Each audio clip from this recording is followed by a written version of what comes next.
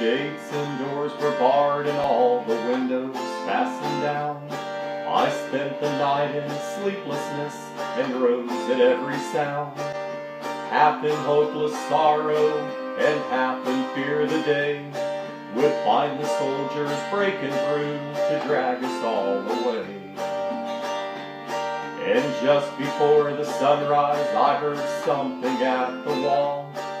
The gate began to rattle and a voice began to call. So I hurried to the window, looked down into the street, expecting swords and torches and the sound of soldiers' feet. But there was no one there but Mary, so I went down to let her in. John stood there beside me as she told me where she'd been. She said they've moved him in the night and none of us knows where.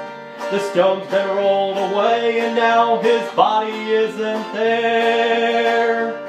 So we both ran toward the garden and John ran on ahead.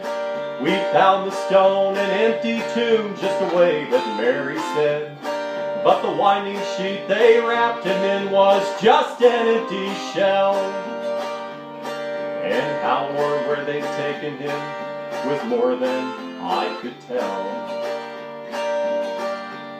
Oh, something strange had happened there, just what I did not know. John believed a miracle, but I just turned to go. Circumstance and speculation couldn't lift me very high, 'cause I'd seen them crucify him and I saw him die. Back inside the house again, the guilt and anguish came. Everything I promised him just added to my shame. When at last it came to choices, I denied I knew his name. And even if he was alive, it wouldn't be the same. Then suddenly, the air was filled with a strange and sweet perfume. Light that came from everywhere drove shadows from the room. And Jesus stood before me with his arms held open wide. And I fell down on my knees and I just clung to him and cried.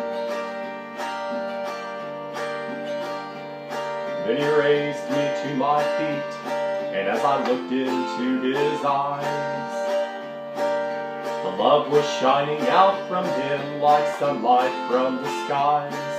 Guilt and my confusion disappeared in sweet release, and every fear I'd ever had just melted into peace.